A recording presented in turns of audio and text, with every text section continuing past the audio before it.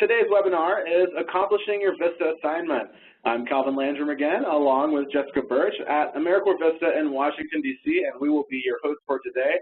Hello, Jessica. Hello, Calvin. How are you doing today? I'm fantastic. How about you? I'm doing pretty good, Excited for this webinar. I am too. I think we're going to get some good information, get to the root of some things that I think people have a lot of questions about. Agreed. We've got a lot of good content here today. So, as I said, you're now on your third day as a VISTA, and we really hope that it's going well for you. We expect you're participating in an on-site orientation and training during these first couple weeks of your service. So it's likely that you're learning about your organization, how things get done there, what you're going to be doing as a VISTA member, and more about the community that you're going to be serving. We want to start our time together going over the benefits that you're eligible for and give you some additional resources where you can learn more about these benefits. That's right, Calvin.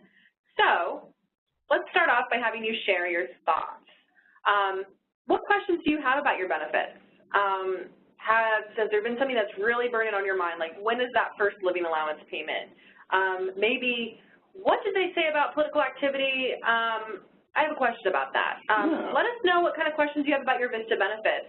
Put it in the chat and let's read out some of these. We want to see what's on your mind. Let's see, Jill says loan forbearance. That's an important one, especially just starting your service.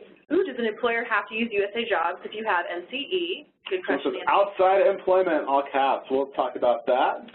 Can we volunteer on election day if our site is closed? Someone said, why do we not get a living allowance? You do get a living allowance.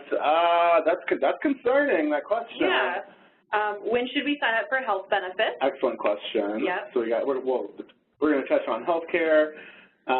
When do we get our shirts? They're very serious about these shirts. Whoa, I don't like this one. I'm so sorry. James, I got hit by a car today. What? Does my insurance count for that if I was heading from a meeting to another meeting for work? So first, James, you okay? Yeah, we hope you're okay. We want to make sure you're okay.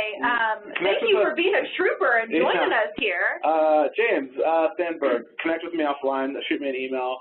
Reply to anything that I've sent you, and let's talk about that, because we want to make sure that you're all good to go. Yes. Someone else had questions about service letters. All right. Let's see. Who do you contact for forbearance on loans? Cool. I want my AmeriCorps butter. Yeah! Give her a shout out. Woo, the Land O'Lakes. I love it. I love that you remember that. A lot of shout-outs for you, James. Everyone's hoping you feel better. Yeah. When can we print service letters? Excellent question. Life insurance, I'm going to opt in. No, I said no originally. Okay. Can we explain, would the living allowance be half, or since we only did 1 week? That's a great question. We're going to talk about that. The living allowance, health, all these stuff. This is great. Yeah, so as we go through, again, make sure that you put any questions that come up as we're discussing this into the Q&A panel. If you type them into the chat panel, we do lose them because, as you can see, it just blows up and there's so many people, and we want to make sure that we're answering all of your questions. I think we'll hit just about all of the things that you guys put in the chat, but if we don't, we will have an opportunity to ask questions in the middle of this webinar and at the end. So again, if you have questions, you can put them into the Q&A. We'll queue them up to be answered if we don't, answer them verbally. Exactly. So yeah, this session is going to help you guide. It's going to help you guide to your tools that you need to get support during your service year. So Calvin, what are the goals for today? Yeah. So this is what we hope that you're going to get out of this webinar. We'd like for you to be able to manage the VISTA member benefits that you're eligible for so that you can get the most out of them, get acquainted with your new community, and begin engaging with them as you start working on your VAD or your VISTA assignment, if you remember. We want you to learn how to connect with other VISTAs and show your VISTA pride. And last but not least, we want you to discover different support channels available to you throughout your service. There is a wide network of people here for you, here to support you, here to help you throughout your entire year, and we just want to make sure that you have all of those resources and that you know who to go to for what. Exactly. So the VISTA Campus, this page here, this little screenshot should look very familiar to you. The VISTA Campus tutorial covers all of the benefits that you may be eligible to receive. You may have breezed through it a couple weeks ago. You probably checked out the living allowance, saw that we're really serious about this poverty thing, but you may also need to use other benefits or to double check details. So we built this as a reference tool. So when in need, go back to it. The first thing we want to talk about is one we always know there's a lot of questions about, so your living allowance. Your living allowance is deposited to your bank account every 2 weeks, which means you have 26 payments a year. If this is your first week as a VISTA, your first pay will be Friday, which is will be Friday, September 23rd. Sorry, not Friday, this Friday. Not Next Friday. Friday. Friday, September 23rd. Because state taxes are not deducted, you need to determine what you owe to the state you are a resident of. We suggest you check with your state's tax office to figure that out. The question came up about, let's just reference this while we're here. The question came up about how much am I going to get paid? Will I only get paid for part of it, or what should I expect on my first day? So you are starting in the middle of a pay period. The pay period that you're in right now runs from September 4th through September 17th. Your first day of service was September 12th, so you're getting paid, this first paycheck that you'll receive on the 23rd are from days served from the 12th through the 17th. So if you looked at the living allowance information in your MyAmeriCorps account, if you looked in the VISTA campus about what you should expect to receive, please note that this first living allowance will be a little bit lower because you didn't serve all days in this pay period. So, going on more about the living allowance, you can check your living allowance statements on your MyAmeriCorps account under the My Living Allowance tab. You won't see anything in there yet because you're not, getting the paycheck this week, those sorts of things. But once payroll runs, once you get paid, you'll have those available to see. Along with this, and a very important element to this, is direct deposit. So as I mentioned, you were paid through direct deposit. Please make sure that you enter your bank account and routing numbers correctly in your MyAmeriCorps account. Otherwise, your living allowance will not arrive. The routing number and account number are on your checks and displayed below on how you can find those numbers. Quick note that the number on your debit card is not your account number or your routing number, so please don't put that in there. Very important. If you're confused or unsure of these numbers, you should really contact your bank. Be in your MyAmeriCorps account, be on the phone with your bank, say, hey, I just want to check and make sure this is my account number and this is my routing number. We want to see you get paid, and we want to make sure that you get paid on time. If your direct deposit isn't correct and it doesn't get to you, you may have to wait till the next pay period to get paid, and we don't want to see you go like 4 weeks without a paycheck. Definitely. In regards to pay, I saw some people saying, how much am I going to make? If you don't know how much you're going to make, you can call the VMSU and they can give you that information, or you can ask your VISTA supervisor. Or you can even go to the VISTA campus under the Living Allowance page, and it says there's a PDF that says living allowance rates by county. So your living allowance amount is determined based on the county you're serving in. You can always check out that as well, like, hey, I'm serving in Douglas County, this is how much I should be receiving. Yeah, totally. So there's some other questions about pay, but we'll move on for now, and then we'll answer those. We have a Q&A session coming up here in just a few slides. Yep. So again, make sure that you're putting those into the Q&A box so we can get to those in just a little bit. So let's talk about health care. So most of you are required to have health coverage through the Affordable Care Act, and you probably do. Others of you are legally exempt. If you have not applied for health coverage, you must go to healthcare.gov and apply, and really do that immediately. Once you have health insurance or a legal exemption, VISTA will provide you with one of two benefits. For those of you with insurance, the VISTA program will reimburse you up to $6,850 for out-of-pocket expenses like copays, prescriptions, and deductibles. VISTA does not reimburse for the cost of the insurance itself. Those of you who are legally exempt, that means you've gone to healthcare.gov, you've received a legal exemption. VISTA offers a health plan as a safety net. The plan covers emergencies, some out-of-pocket expenses, prescriptions, and other basic medical needs. Enrollment in either of these plans is done through the International Medical Group, or IMG.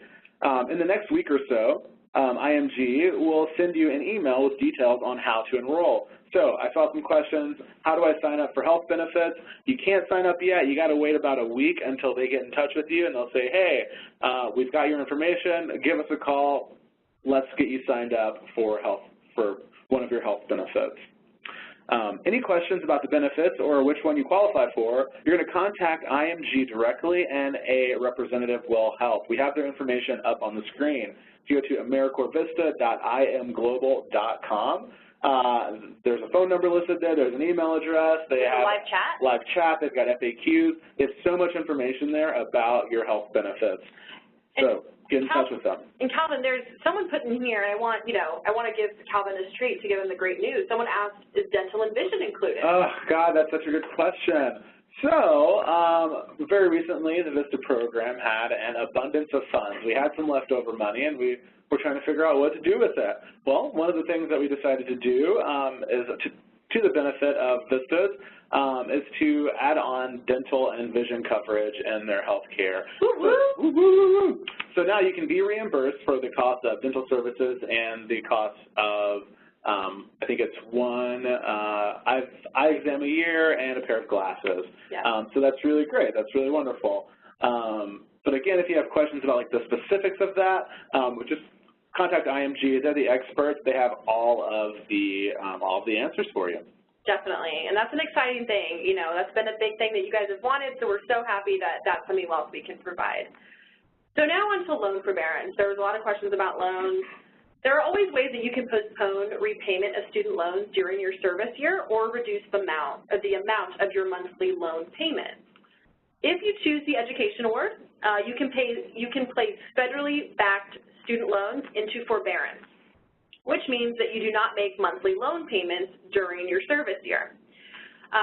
If you complete the year of service, you do your 365 days, you complete, the National Service Trust will pay the accrued interest of that year, of the interest that accrued on your loan that year. It's a benefit on top of the education award amount, so it's a little bit extra money. Forbearance requests are made through your MyAmericorps account. A lot of questions about when will I be able to do that. As we mentioned on Monday, you submitted your oath of service. We're checking to make sure all your forms are done, and you will be activated official VISTA members in our system within a week. So early next week, you should be able to create that forbearance request in your MyAmericorps account. Definitely. So if you selected the end of service stipend, remember if you did that and you're not sure which one you want, go back and change it because you have 10 months to change from the education award to the stipend, but you can never change from the stipend back to the education award. But if you did select the stipend and you know that that is what you want, or if you have private loans, you can request loan deferment by applying directly to your lender. Basically what that means is that you're going to give them a call and just say, hey, I'm doing AmeriCorps Vista, I'm not making a lot of money right now, can I defer my loans? They may or may not approve it, but that's going to be between you and your lender. Economic hardship is generally the driving factor for deferment. So drop that ball on them when you call and say, hey, I'm experiencing a period of economic hardship, and I would like to request deferment and see what they can work out with you. Also, be aware that not all lenders may offer deferment. And there are two resources that you need to review if paying off loans is important to you, which I think, obviously if we couldn't pay our loans, that'd be fantastic. But if you need to do it, that's great. The Ed Award tutorial is a well-designed and very informative tool that you can use. The other are two on-demand webinars that you can watch at any time. One is on the Education Award, and the other is on managing student loans. Both of which I am the presenter on. I was going to shout out to Calvin. Calvin has done an amazing job. I'm not just saying that because I'm staring him in the face. He does a wonderful job. These are great webinars. He's talked about his own experience when he served with NCCC, how he managed his loans, what he wished he would have done, what he would do if he could do it again, what he did right, all that kind of good stuff. So check them out. And also the VISTA member handbook also describes these benefits. So we just posted in the chat the Education Award website. Check this out. It has a lot of information about different ways you can use that Education Award. Totally. All right, so moving on from that, again, guys, if you have questions, make sure that you're putting them in the Q&A. I see a lot of questions in the chat box. Again, we just want to make sure that your questions are getting answered. So let's talk about public assistance protection. This is the next benefit of your VISTA service, and it's really intended to allow you to access benefits offered by other agencies, other people that aren't VISTA. If you already receive public assistance such as TANF or LIHEAP, your living allowance and other payments from the VISTA program should not change the level of assistance that you receive. Even for most new public assistance benefits, your living allowance should not be factored in to determine the level of benefits that you receive. We refer to this as income disregard. The exception, and there's one sole exception to this provision, is SNAP, formerly known as food stamps. If you enroll in SNAP after your service year begins, your living allowance and other VISTA payments will be counted as income in calculating your eligibility. If you were already receiving SNAP prior to enrolling in the VISTA program, your benefits remain unchanged. I know that sounds a little confusing, so I just want to reiterate. If you were already receiving food stamps prior to starting your VISTA service, your VISTA stipend, your living allowance, does not count towards your level of assistance. But let's say you go out today and you start applying for food stamps, you do have to count your VISTA stipend as income, and it will affect your level of assistance that you're able to receive. And I got to say here, Jeremy says that that's whack. That is whack. I mean, but that's Jeremy. the law, Jeremy, so we're sorry about it. Someone says, what is TANF? TANF is Temporary Assistance for Needy Families. Also, keep in mind, I know that's whack, but keep in mind that we do not manage these benefits. Public benefits are managed by either state, national, or local entities, which is not the VISTA program. So we have zero authority over them. We have no say in their laws and how they operate. So if you think that's whack like Jeremy does, give them a call and say, hey, that's whack. Help me out. Can you work with me? You'll also want to speak to a caseworker, about things related to specific benefits because, again, we don't administer those. That's right, Calvin. So just a few things that we want to just recap here before we get to our Q&A. So first, once we activate you in our system, you will be able to print a letter citing the authority for income disregard, as Calvin just mentioned, from your home page in my.americorps.gov. Look under the service letter screen. Your biweekly living allowance statements are not mailed to you, but posted under My Living Allowance instead.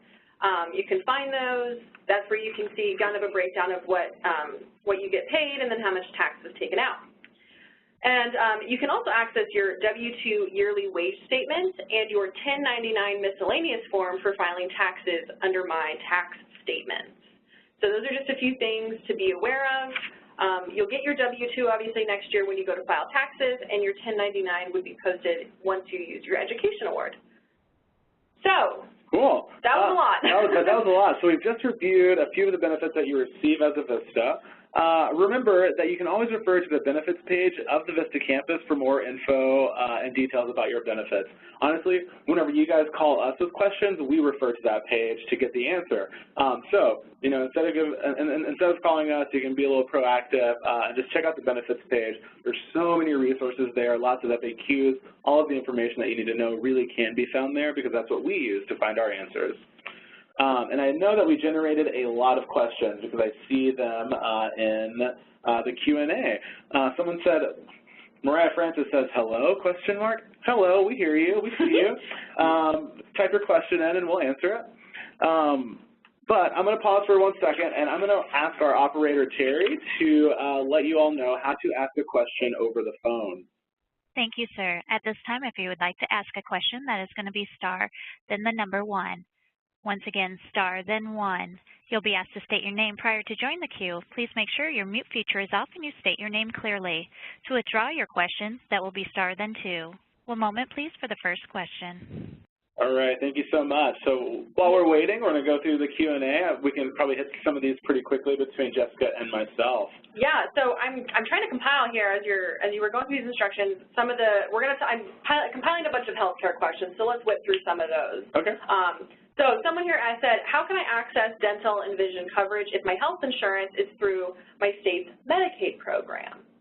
So you would need to, with the new added benefit of dental and vision through the AmeriCorps program, you do not have to have separate dental and vision coverage. So if you have Medicaid but it doesn't cover dental and vision, you don't have to go to the marketplace and get a special vision or dental plan. So you would just, follow the instructions on IMG's website, and they would be able to tell you how to go from there on processing that payment. But the nice thing is that, if you're enrolling in our healthcare allowance, you do have to have other health insurance, but you don't have to have a separate dental and vision plan. So that's kind of a great thing. Can we go over the healthcare marketplace information? I believe we receive a special enrollment period. So we didn't really talk about that, but you guys do. Yeah. AmeriCorps Vista, joining AmeriCorps Vista or ending AmeriCorps Vista is considered a qualifying life event. So generally there's open enrollment, I think in January, where everyone would apply, and then if you don't choose it by then, you're kind of out of luck until the next January. But joining Vista is considered a qualifying life event. So you get a special enrollment period of 60 days from your start date to pick health insurance and enroll in that. So that's a great thing, is being a Vista. Yeah. You have more healthcare questions? This one, if I'm covered for insurance under my parents, can I still get reimbursed for the cost out of pocket? I know this one. How about you? Okay.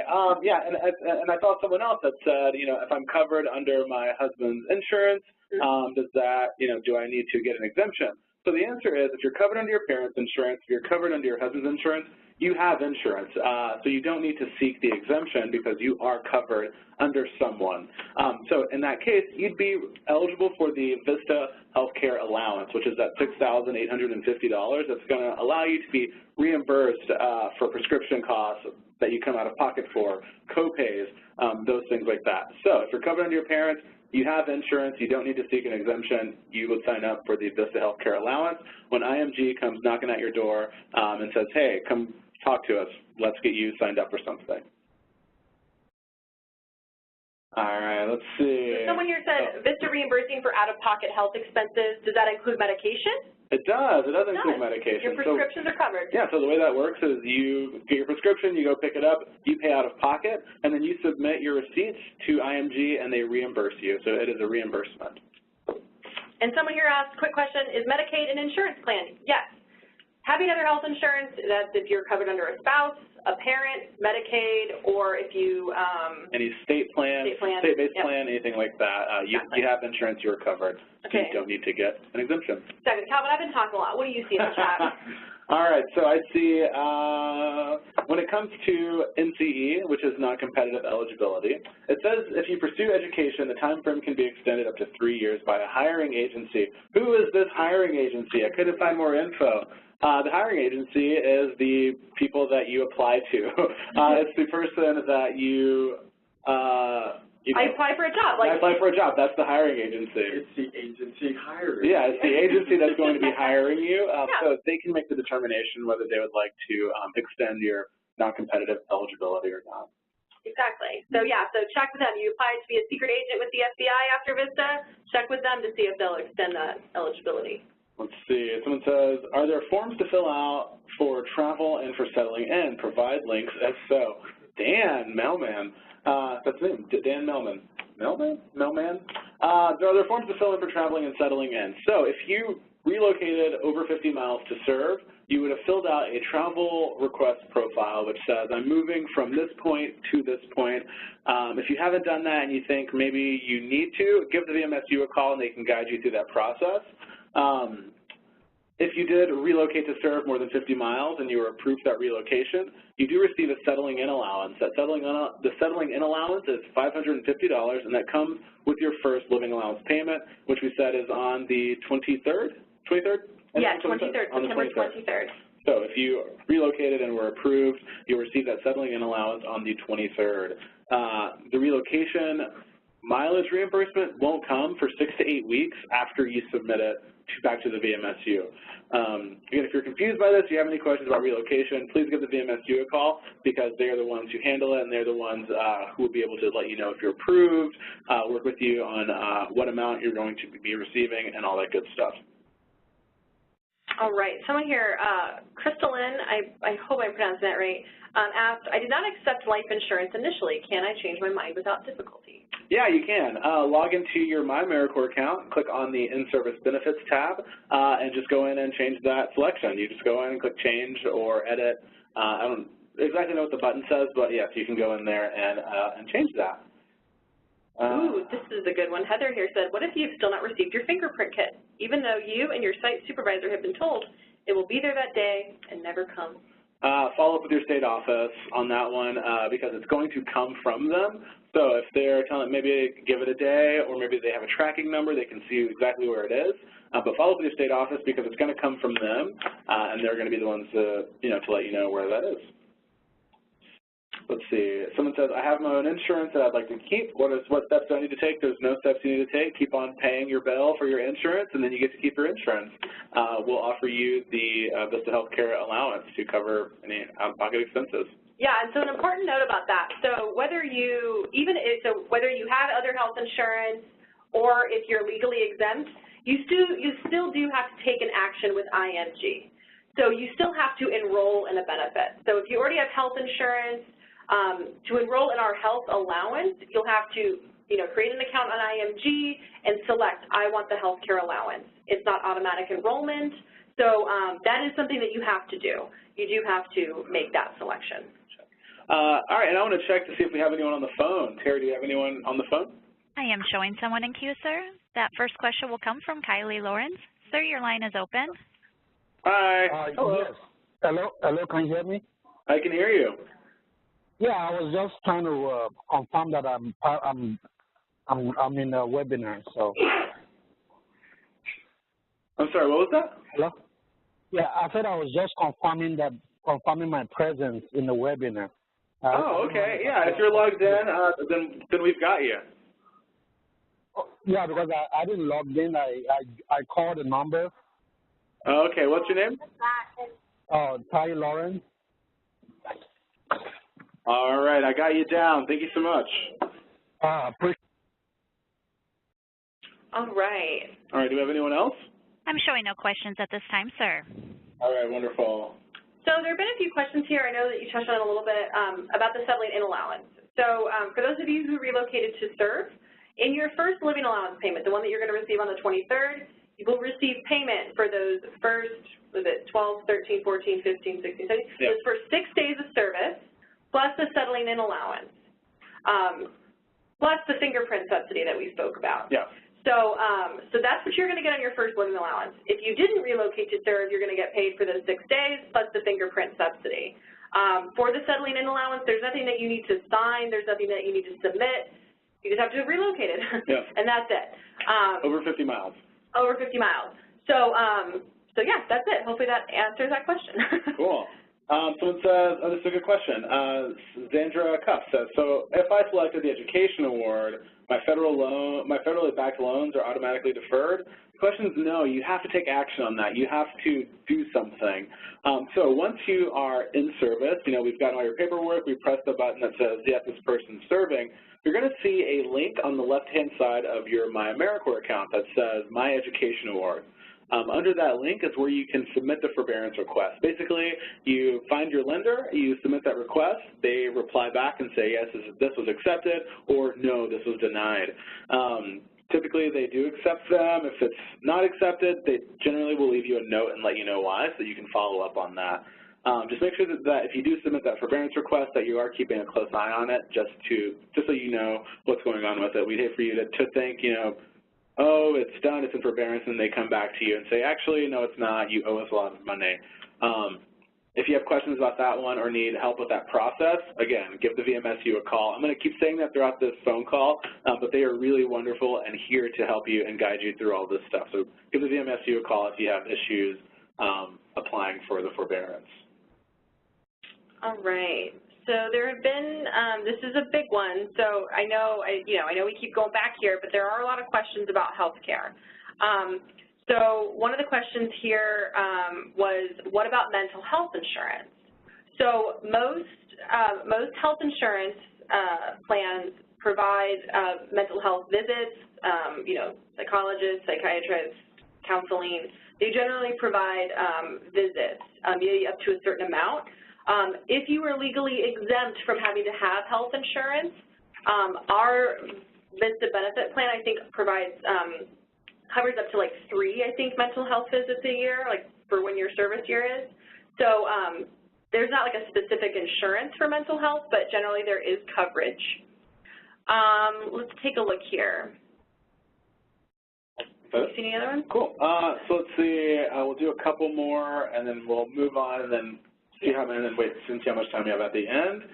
Let's see. What happens if my coverage under my parents' insurance runs out partway through my term? Then you would be responsible for then seeking out insurance after that is finished, unless of course you are legally exempt from having insurance. So if you get dropped from your parents' term because maybe you age out, then you'll be responsible for having insurance. Let's see. Dana says, are we eligible for energy assistance or other types of cash assistance? You may be, but you have to contact those agencies directly to ask about your eligibility. I can't really say yes or no just based on the fact that you're a VISTA. I mean, you don't make a lot of money, so that definitely, is a reason that you would qualify. But if you want to know about specific programs and different assistance, you'll have to contact them directly to determine your eligibility. All right. So Isaac, he said, my site supervisor says he doesn't believe that I have to get my fingerprint since I did so for my service year last year. Isaac, if you had a break in service, it sounds like you're probably a first-time VISTA. If you're a first-time VISTA, you definitely have to get your fingerprints taken again. Even if you start with another AmeriCorps program, you still have to get them done at this time. So, I would talk to your supervisor again. If you still think you don't need to, you guys should both contact your state office just to get that cleared up. Totally. And one last one, and then we'll move on. Jeremy Brannon says, can you have a blog, political or satire, outside of work? Can you write op-eds? The answer is yeah, you can have a blog, you can write things. Be very careful. Read up on the Hatch Act if you're going to do anything political in nature, just so that you're aware of that information. You and you alone are responsible for your content and the things that you put out there. So it would behoove you to take a look at that stuff and just make sure that you're following within the guidelines. If you're running into any gray areas or things you say, maybe I shouldn't post this, or if you're identified as a VISTA on your blog, you could potentially run into some issues. Again, for those, I would contact your state office and say, hey, is this okay? Am I allowed to do this? But generally, yes, you are. I mean, totally. You can have a blog, and you can write op-eds if you want to. Yeah, and just to think about, because I know this is maybe a question in everyone's mind, like why is this a provision? Like, why the Hatch Act? Why do we have this?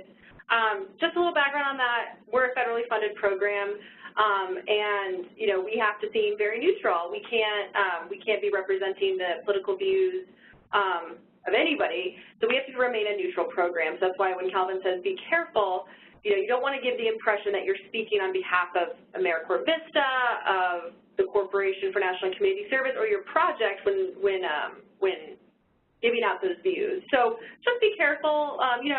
Vistas do great work, and we want to keep that work going. So yeah. All right. So let us move on. Thank you all so much. Actually, I guess I should probably check one last time to see if is anyone on the phone waiting for us here? I'm showing no questions at this time, sir. All right, perfect. Thank you so much. And we will have a Q&A at the end, so don't feel like your questions, won't get answered. Yeah, Carla says, put it in all caps. Someone's trying to get our attention. I don't know who it is, but Carla says, put it in all caps. No need, put it in the Q&A, and we promise we'll try to get to it. There's just a lot of questions in there. I think there's over 100 at this point. So. Yeah, there's 300 of you, so there's two of us. 2 of us. 3 if you count Mr. Eric for helping us. We will also give you the resources to get those questions answered, and we'll keep repeating them just so that you know exactly where to go to get some information. So let's move on. All right. So we've talked about benefits. We know there's a lot to talk about there, but now we want to transition to you and your community. So you'll recall that the VISTA mission focuses on lifting communities out of poverty. So we want to take a look at what we mean when we say the word community and what your role as a VISTA is in the community.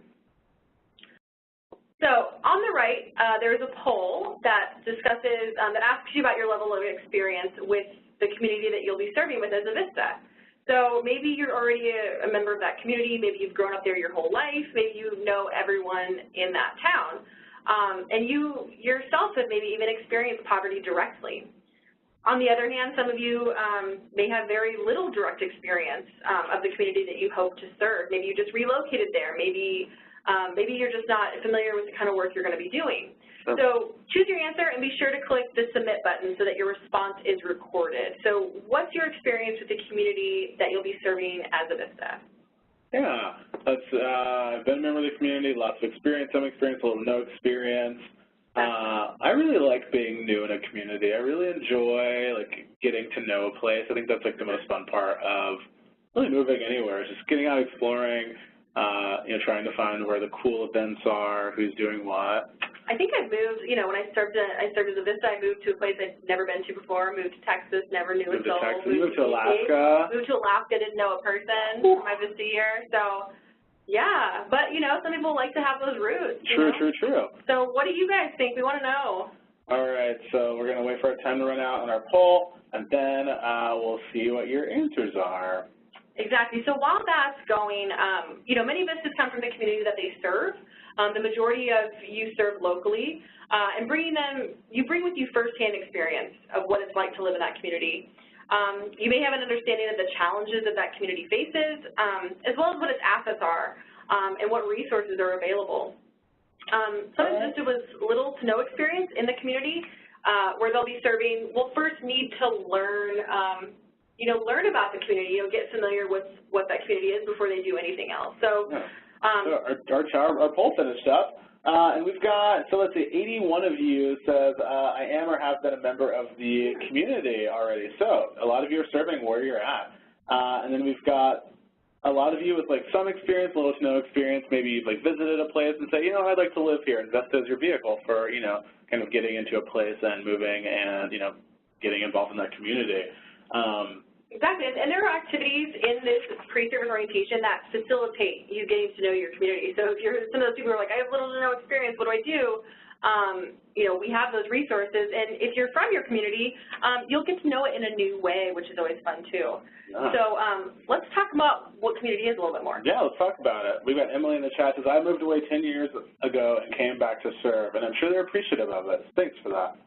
Let's see, Amanda says, I've lived in here a long time and have a lot of experience with the poverty in my area, and I'm sure that is super useful, and your experience is highly valued. So thanks for that. All right, so you'll recall from Monday's webinar that one of the 4 principles of the VISTA program is engaging communities. So, what exactly do we mean when we say community? Now, communities typically define themselves based on a few things. So one of them being location, such as, maybe an apartment building, a certain block, a neighborhood, people living near a freeway. I mean, these are all different communities. Think about where you live. Think about how your town is broken up. All of those physical barriers, be it real or imagined, kind of make up a community. We've got identities or affinities. These are ethnic things. Sort of religious communities, cultural communities, the elderly. That's an entire community. The youths of your community are a community. And we also have shared experiences such as school or work group, volunteer project, veterans. Communities almost always have a culture defined as a shared set of assumptions, values, and beliefs. By which they organize their lives and interact with each other. Go ahead and, take a second to post in the chat, what are some communities that you're a part of? I know, I'm a part of, I consider myself a Texan. Well, I am a Texan. That is a community that I'm a part of. I am in the National Service family. I'm an AmeriCorps alum. That is a community that I belong to. I live in the Columbia Heights neighborhood in Washington, D.C. That is my community also. I hang out around there a lot. I am part of a women's nonfiction book club. Very specific, but it's amazing. That's some of your community. Yeah. Someone says the biking community. I also love to bike. Disc golf community. Ooh. Oh, yeah. So it's disc. Penn State alum, bicycling community. Let's see, Irish community. Yeah, go Irish. Someone's a Quidditch community. That's fun. I like it. Someone's a doula. So we got Lexington, Kentucky, LGBTQ art community. Also in that one, love that one. Let's see, I'm a part of Women in Their Dirty 30s. So it's the Cat Lady community. It's just me. Oh, I love it. I'm part of a Women in Their Dirty 30s who have graduates, you can even identify with more than one race or nationality. I love that. See, look at all these great ideas. Please continue to, post in the chat these communities that you're a part of. This is actually really interesting because you can see there's so many different ways to define a community. Someone said that they're part of a knitting community, and I'm teaching myself to crochet, so I feel like a kindred spirit. Maybe you guys can, share tips. Share tips. So many of you indicated in the poll that you need to learn more about the community that you're going to be serving in. There are a lot of ways to go about this, so we'll look at several techniques that you can use to learn more about the community you're serving. Sure. All right, so go LGBT Vistas. Yeah, go LGBT Vistas. So the first way for you to learn about the community you'll serve is something that's sort of already underway, and that's your on-site orientation and training. Your VISTA project's on-site orientation and training should provide you with a foundational understanding of the community served by the project. The on-site orientation and training, I'm going to say OSOT from here on out because on-site orientation and training is a lot of words to say. So OSOT, OSOT, gives you a sense of, who makes up your community, what issues or problems your community has, who the community leaders are, and maybe what assets are available there. It's also important to understand that there are a variety of communities that you'll encounter on any given day at your project site and in your larger community. As you can see from the chat, you'll encounter a number of these people. The Stanford Social Innovation Review compares communities to Russian nesting dolls. So you've all seen that. You can see those on your screen. We pulled a quote from that review that says, communities often sit within other communities. For example, in a neighborhood, a community in and of itself, there may be ethnic or racial communities, communities based on people of different ages, and communities based on common economic interests. Your on-site orientation and training should give you a really good start and a really great introduction to these different communities. So another way to learn more about the community is to do some research, some good old research. Lord knows I love Google. Honestly, most things are just a Google search away. Honestly, too, and I hope this doesn't come out snarky, but people have a lot of questions in the chat, a lot of which can be answered by just a quick old Google search. And there is a Google feature in Vista Campus. There's a Google feature in Vista Campus. You can search there for things. But yeah, do some research on your community. Or more likely, look at research that other people have already done. Often, other organizations have already done research on your community, such as, needs assessment or studies. So maybe your VISTA project recently did an assessment, and if not, ask whether any of your community partners have. There's a really good chance that if there are nonprofits in your community already, they've done some sort of assessment to see where the needs are and how they can best suit and serve the community. Search your local newspapers for articles that might give you a pulse on what's happening in your locale. Always check out the local section of your newspaper.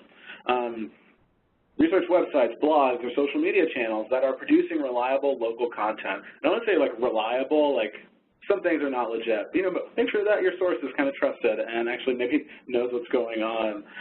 For example, if you Google community needs assessment plus the city or state where you're serving, you'll be surprised at how even some of the more rural communities have had needs assessments done within the last few years. And one of the other ways to really get to know your community is to get out into it and experience it firsthand. I think, Calvin and I think we've both we've moved blindly to a place before, and how did you know? You had to get out there, you had to do it. So in a community, face-to-face interaction is vital in establishing trust. So you should attend social functions such as community meetings, neighborhood gatherings or events. Sometimes they have walkabouts or driving tours through neighborhoods. And then key gathering points in the community. So if there's always this place that people go to hang out, try to put yourself there, be seen there, because that's where the community is.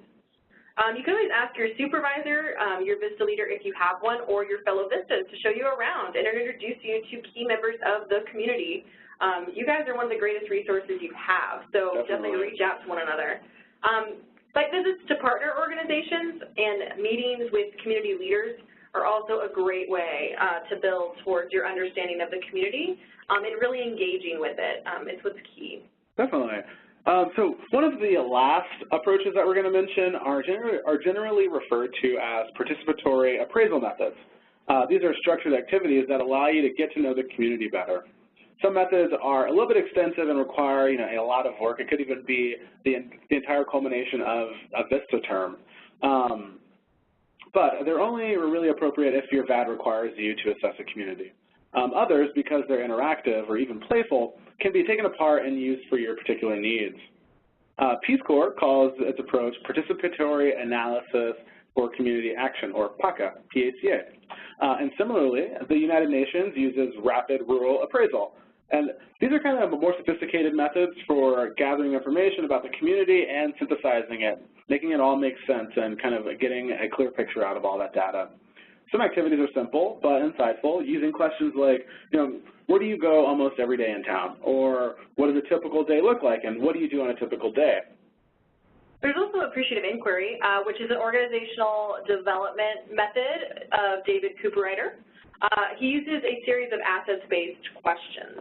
So essential to all these approaches that we're talking about, whether that's participatory analysis, rapid rural appraisal, is that you ask as many different kinds of people as possible, not just the decision makers, not just the adults or those that are in the in crowd, and that you be mindful of the cultural values behind your questions. There's also community asset mapping, which is an approach developed by McKnight and Kretzmann and is more formal, somewhat academic, but more importantly it focuses on assets and not weaknesses and failure, which is really a common thread here. What is great about your community? What do you value? Instead of focusing on like what's bad here or what can be improved, focusing on those positive things. And if it's within the scope of your VAD to do this type of community assessment, you'll want to look at these methods. And the links are posted in the chat, so those are always a good place to start. Yeah, I just saw them pop up in there. Cool. Awesome. So another important part of getting to know your community is understanding the cultural norms of your community. Some examples of norms are time. How do people manage time? Is punctuality an important thing to them? Is taking things one at a time or juggling many people and projects how your sponsoring community likes to handle work? Like, is that how they do things? Understanding how your community deals with the clock will help you understand more effectively, will help you understand how to more effectively communicate with the individuals in your community, and can also help you stifle any frustrations you may encounter as a result of working with different views of time. For example, maybe you like to get things done very rapidly, like you are a very quick person, but the community operates at a slower pace than that. Just kind of being aware and being conscious of that will really go a long way in helping you, kind of breathe and not be frustrated when things aren't going as quickly as maybe you think they should. You can't just kind of come in and say, hey, guys, we got to get this done ASAP, and everyone's like, hold on, you're new here. Please chill. Another one is authority, Is there a deference to authority figures, meaning that individuals, yield to judgment of a superior, or are community members encouraged to voice their opinions, even if they're dissenting ones, and provide feedback on decisions about the community? Along with both of these, is managing conflict. Do people openly disagree with authority figures, or is silence a form of protest? This norm will affect your meetings, how decisions are made, and what is expected of you. For example, will you work behind the scenes or in plain view? Another important one is communication style. So it has many layers, communication, and it's important to become familiar with the communication style norms of your community. So communication direct or indirect. So for some, in communities, it's a part of the culture to be explicit in communicating your opinions, questions, thoughts, or wishes. In other cases, people imply their opinions. Going to what Calvin said, it can be a little frustrating if you don't know what they're looking for. Sure. Also, saving face. Saving face is important to every culture, but it's a question of how much. It's maintaining harmony and an overriding goal, and you can see how the relationship to authority plays into this. Or do people publicly debate issues? Tone also plays a big role here as well. So don't you take that tone with me? I'll do what I want. I'm direct about it. And then last but definitely not least on this, focus is establishing a rapport and a good personal relationship important. To some, it may not be essential to getting the job done. Relationships are almost always valuable, but not always essential. But in some environments, a personal relationship is a prerequisite to getting a job done. So just notice at the workplace whether people ensure that a person's health and family are well before talking about work. Like we did with James. James said he got into an accident. We're so concerned about James, want to make sure you're good. Or do you barely get a good morning before you're in the thick of business? Like, keep it coming, chat. Like, nope, we got to go. So I think here we do a pretty good job, in our work environment of, chatting in the morning, catching up, making sure everything's good. We talk, what's going on today, what do we need to know. Exactly. I hope you had a good night. Hope you had a good morning. Have Glad a good to see you. Glad you're here. So those kinds of things. If your organization doesn't do that, maybe you can be the one to introduce a little, kindness in the morning. Exactly. Be that ray of sunshine for them. Yeah. We have to ask, how do you learn what the cultural norms are in your community? First, turn to your sponsor. Your on-site orientation and training is your introduction to the community as well as your organization. So ask your supervisor to help guide you through what the community expects of you. But remember, he or she may not be conscious of the culture in your community, but discussing expectations and normal behavior will point you in the right direction, at least get the conversation going. Part of the first assignment that you have in your online classroom is designed to get at some of these cultural norms, so use that as sort of a jumping off point. A cultural guide or cultural mentor can also help you learn about and navigate within a community you're unfamiliar with. If you are working with someone who's been there for a long time, cling on to them. Say, hey, you want to show me around? Let's go for a ride. Let's go for a walk. Tell me about this place. It's a great way to meet people. Maybe you can get some coffee out of it. Maybe even a dinner. Who knows? Ask your supervisor for introductions to people within your organization or in the community who could serve as a partner or consultant in your tasks. There are a few substitutes for experience, observation, and reflection. So, in other words, culture matters. And there is another thing called Culture Matters, and another publication for Peace Corps, and it is a great support in the service learning process. So, just post in the chat. Exactly. Thank you, Jenny. Next week, you'll learn about creating the community profile that details many aspects of the community that you serve. That's demographics, income, education, employment, and other things. While this assignment only touches on a few elements of a community, because as we said, there's a lot of different aspects to a community, many visitors find that this is a very useful tool to get them started and supplements the cultural competency. Sure. So knowing that there's a wide variety of techniques that you can use to learn about the community and, being aware of the importance of cultural norms when you're entering a community, what's the best way to approach this? Public and nonprofit organizations gather community input for many reasons. One, to inform, to motivate, to engage their constituents. You may be asked, and probably more than once, to gather input as part of your VISTA assignment. In VISTA's culture, community engagement is essential to your task. We're not designing or developing as much as facilitating and supporting. We ask that you take these principles to heart. Inclusion, strength-based approaches, meaningful involvement of stakeholders, and trust. So when we talk about inclusion, we're saying, working to ensure that all voices in the community are heard and diverse perspectives are valued. When we talk about strengths-based approaches, we go back to what Jessica said, viewing the community as resourceful and resilient and focusing on assets rather than their problems, saying, oh, this community is so messed up, I'm here to fix it. Say, no, what can they offer? Like, how do we bring everyone's expertise, everyone's talents and skills together to make this a better place to live? Meaningful involvement of stakeholders. Ensure that opportunities for input are authentic and continuous rather than episodic. And then trust. Fostering a mutual belief in the character, strength, and integrity of all community stakeholders.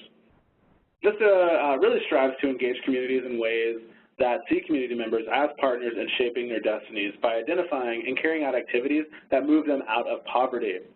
This also helps ensure a project's sustainability. People are more likely to keep up a project that they actually had a hand in developing. So if the community cares about it because, they feel like their voice is being heard, the organization is responding to their needs, they're more likely to say, yeah, we need to keep this around. We need, this is an essential service to our city or our community.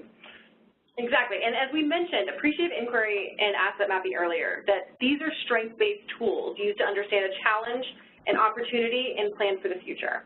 So David Cooperrider, who we've mentioned before, who developed the asset-based community development, once shared a story about his parenting.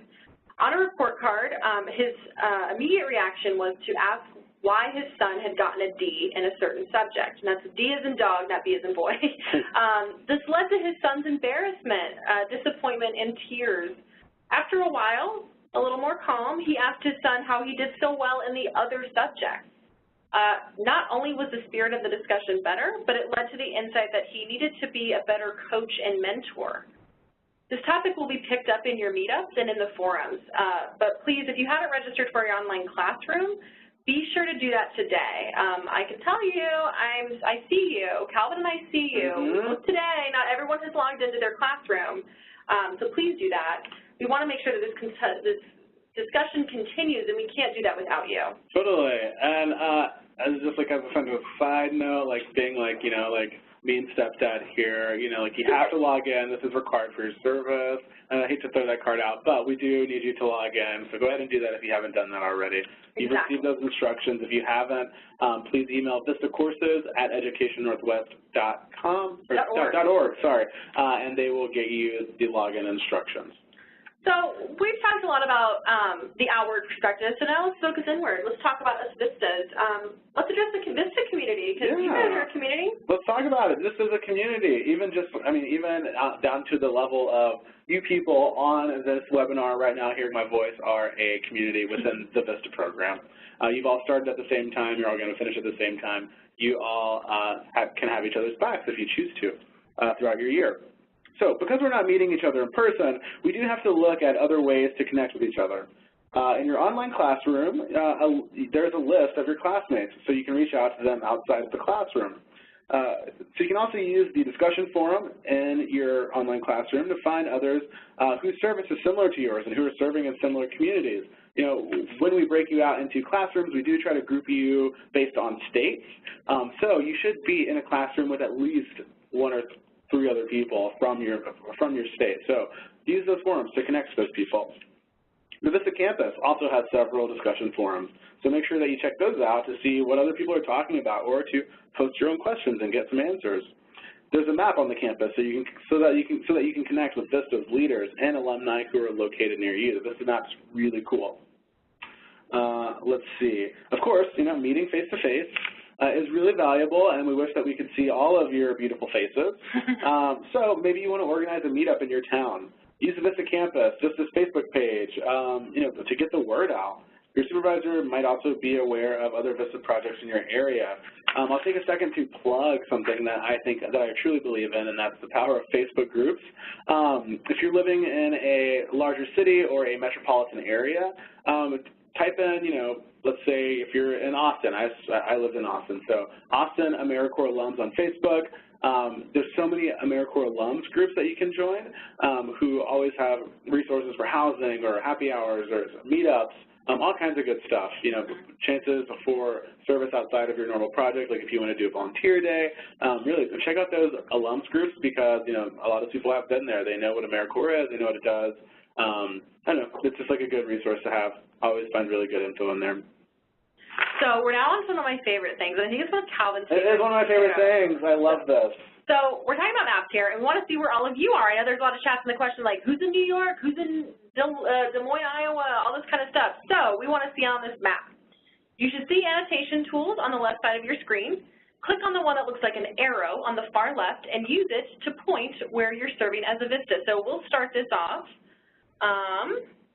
Let's see if I can, I always forget, unfortunately. Eric is in the ocean. I don't know how to move it. We have some Alaska Vistas, fantastic. Either that's Nancy and Emily are either in the ocean or they're in California. Eric and Nicole are in the ocean. It looks like Andrew is in Hawaii. Look at all this East Coast action we got going on. Christina, best state ever, Colorado. Yeah. Calvin, the only person in Texas. Yeah, where's all my Texans at? Come on, guys. Eric Mills is just going around the world here. Look at him. He's just like going all over the place. All right, got some Washington, Oregon. This is sort of the murder capital of the oh, Carlos, Dallas, Texas, Kathy, Dallas. Yeah, come on, Dallas. Joseph, that might be Austin. my favorite place in the whole world. Nice. Ivory says lame. Ivory, come on.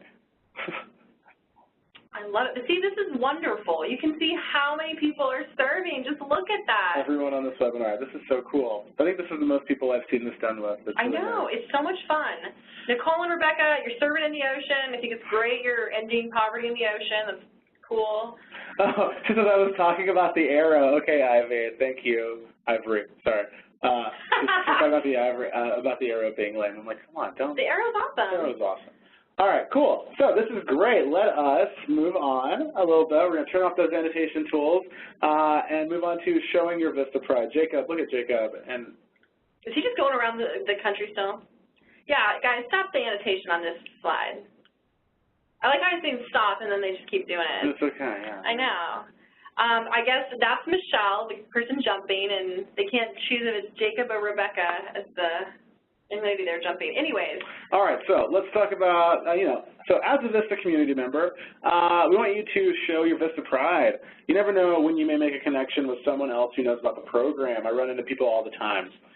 Put the AmeriCorps Vista logo on your business card, in your email signature, on your organization's website, social media sites, and brochures. The more visible you are, the more support you get for your project and Vista as a whole, which means more Vistas and communities doing the work that needs to get done.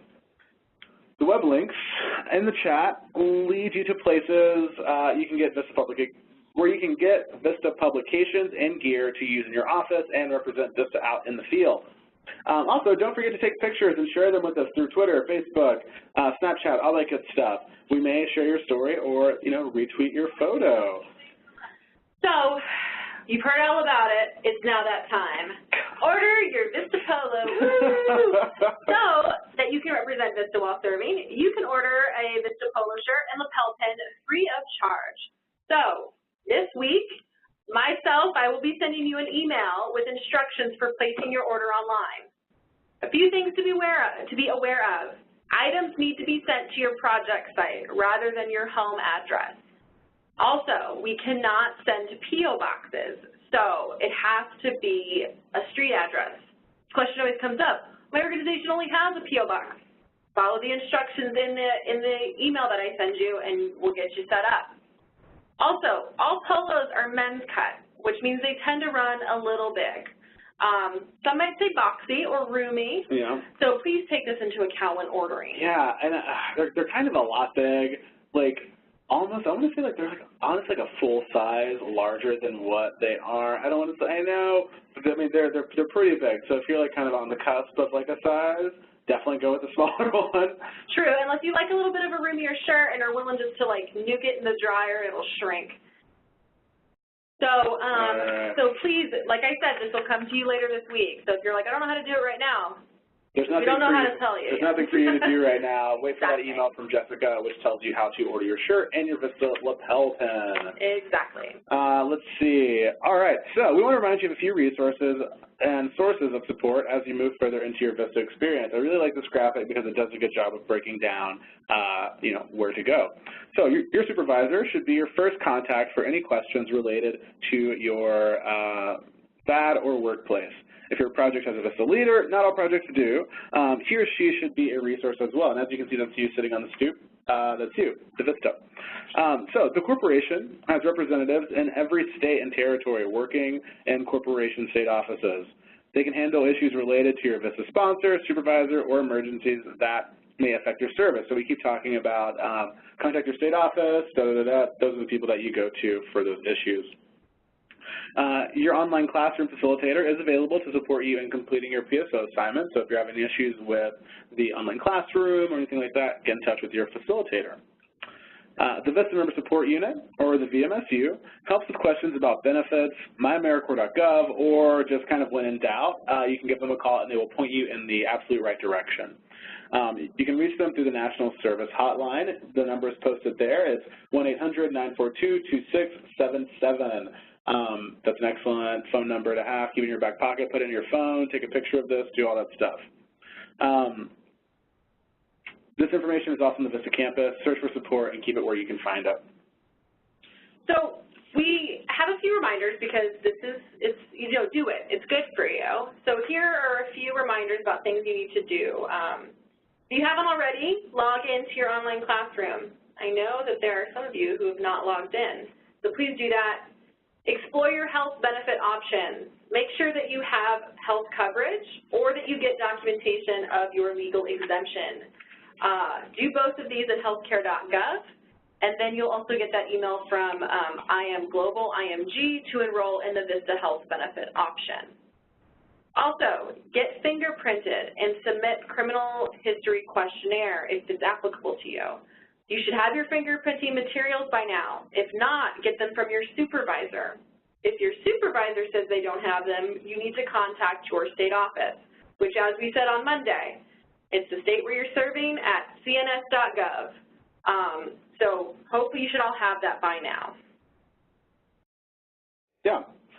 So here is what's coming next in your online PSO. So this Sunday, September 18th, your minute intro, how poverty is measured, and your VAD worksheet are due.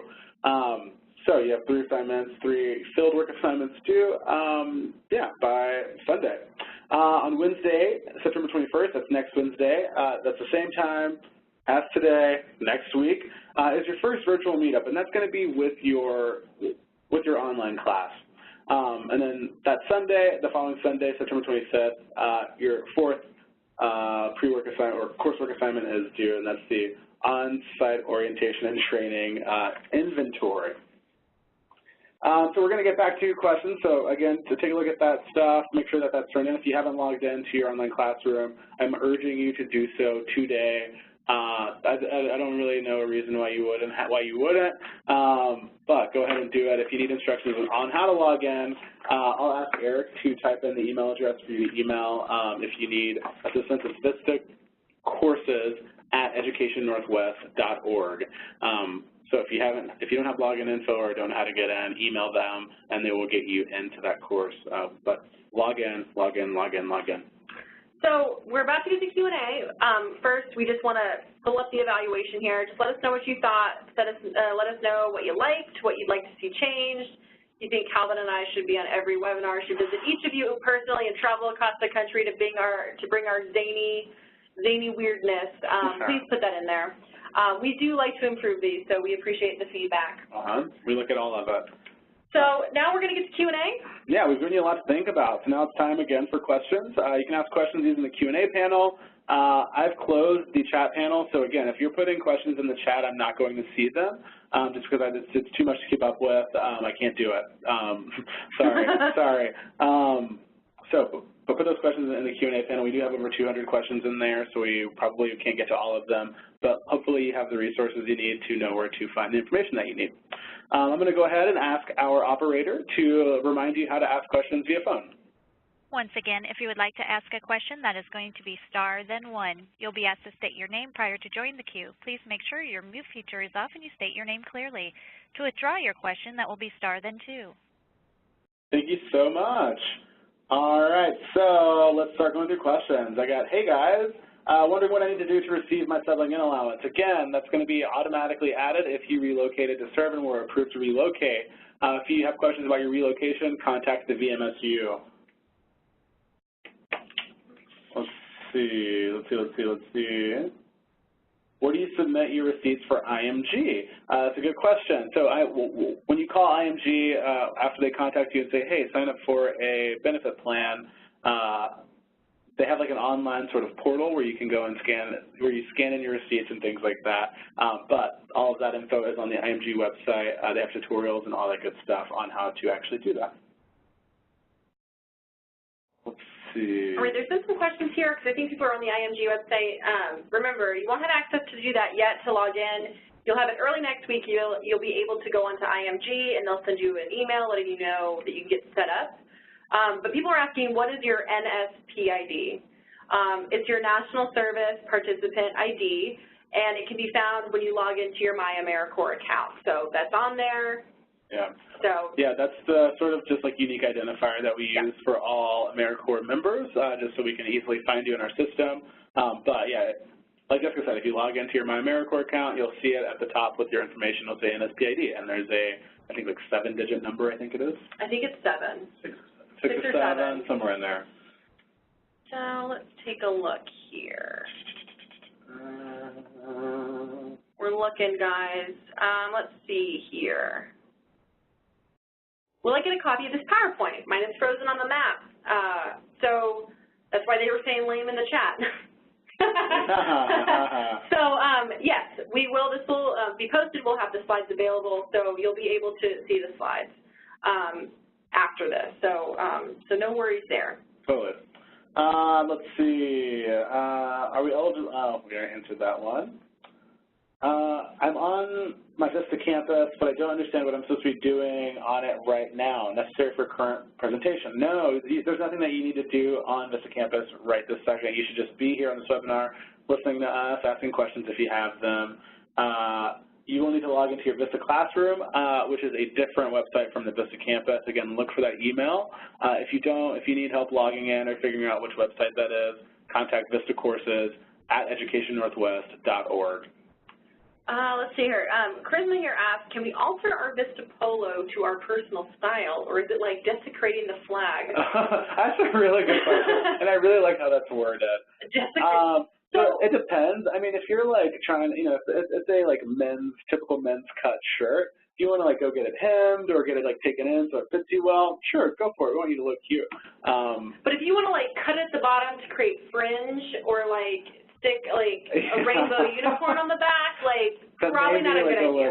Maybe pushing it a little bit. Yeah. So I mean, remember, in your Vista Polo, you're representing Vista.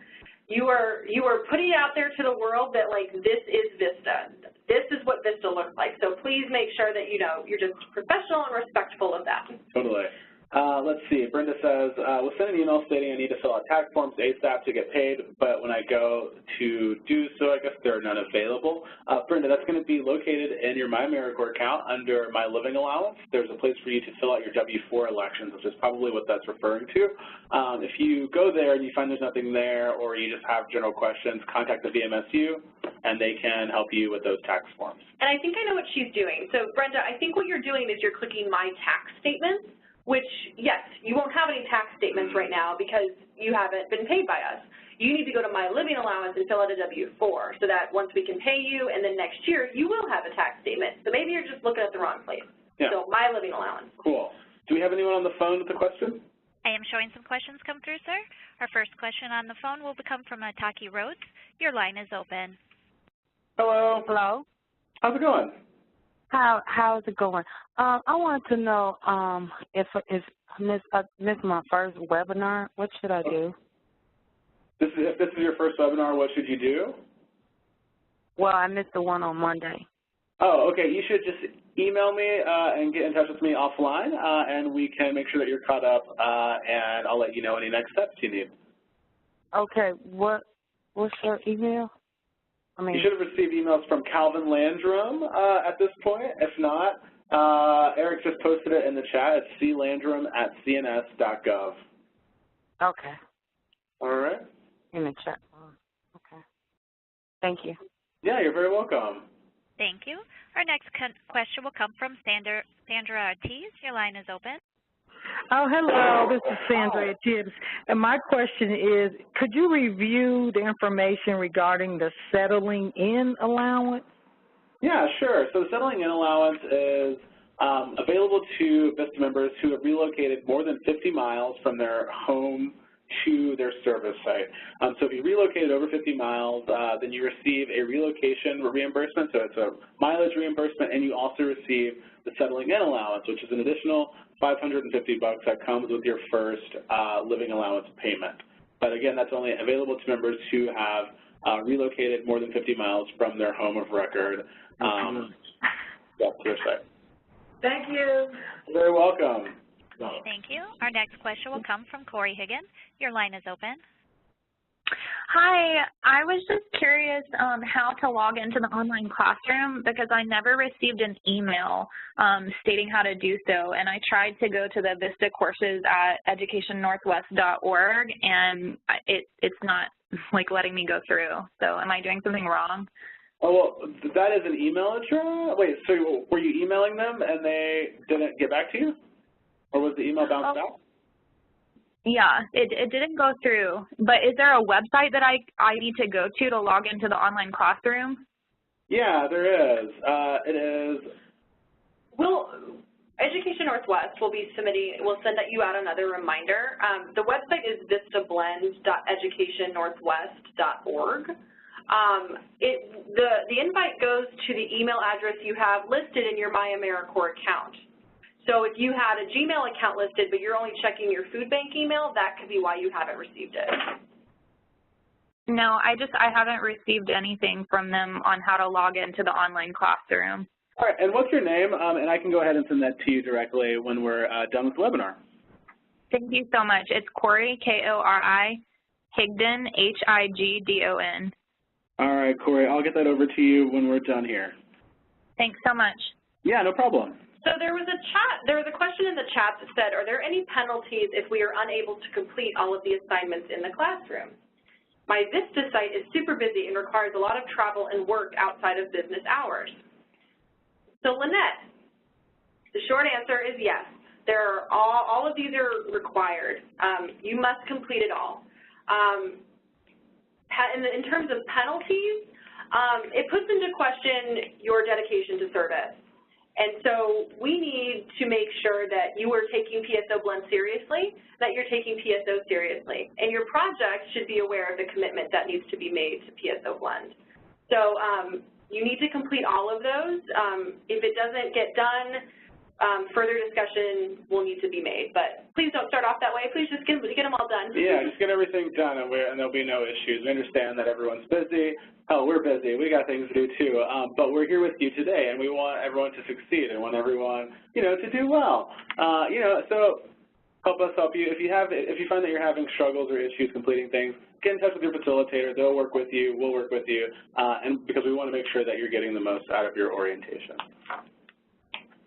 All right, so we've got someone that says, do we get paid for 8-hour days for the days of 9/12 through 9/17? The answer to that is Vistas are not paid hourly. You're paid by the day. So you'll get paid for the days of 9/12, 13, 14, 15, 16, 17 on this next pay period. Also, again, I think we touched on this Monday. I saw some questions about timesheets and things. Just so you know, the VISTA program does not track your hours. We are not keeping track of the number of hours you work. Your project may be, so if you have questions about timesheets and time and attendance, make sure that you get in touch with your supervisor to ask them those questions. Let's see, there's a question here from Lena. She said, my question wasn't answered above. Please answer. Lena, I was looking through this and I can't find it. Eric just answered it, so Eric's a whiz. Thank you. All right. We've got a lot of questions. Is there anyone else on the phone? I do have a few on the phone line, sir. Our next question will come from Kyla Lucas. Your line is open. Hi, this is Kayla Lucas, and I was wanting to know if where we have a personal computer and our site may not provide us with a work computer, if that Vista will help us get one if our personal computer breaks or shuts down. All right, so your project should be supplying you with a computer, a workstation, a phone, like a desk phone hopefully, or some access to a computer. If they don't have any computers available for you to use, that is sort of an issue, and you'll need to get in touch with your state office to say, hey, my program is not, I'm not equipped to do things because I don't have a computer. I don't have the things that I need to do my VISTA position. Unfortunately, like the VISTA program cannot provide you with a computer. We can't provide you with any sort of reimbursement for those things, but your project should be supplying you with those things, so that should not be like an issue that we can't provide it because your project has to provide those things for you. Yeah, okay. It's part of their agreement to have you as a VISTA is that they have tools and things for you to use, to complete your assignment. Okay, thank you. Yeah, you're welcome. Thank you. Our next question will come from Maddie Davis. Ma'am, your line is open. Hello. Hi. So I apologize if this is something that has been touched. I had some connection issues, so I wasn't able to get on the webinar right when it no worries, no worries. It's a question about the the loan forgiveness, or at least the loan deferment during our time of service. So is it possible to apply the loan deferment to private student loans, or is it only for federal and state?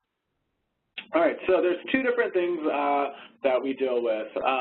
One of them is loan forbearance, and one of them is loan deferment. There's a little distinction there. So you're eligible for a loan forbearance through AmeriCorps. It's the National Service Forbearance. You request it through your My AmeriCorps account, and that is only for federal or federally backed student loans. You can request a deferment directly with your lender on your private loans, but we have no hand in that process when it comes to private loans. It's something that you have to work out, between you and your lender. If you do have federal loans, though, you can request the National Service Forbearance through the My AmeriCorps portal. Okay. All right, cool. Thank you very much. Yeah, you're so welcome. All right, so we have a question in the chat here that I'm actually going to turn over to my director because he would love to answer your question and say hi. So Andrew here asked, can you discuss the process for requesting disability accommodations, specifically the purchase of adaptive equipment? So hi, my name is Patrick, and thanks.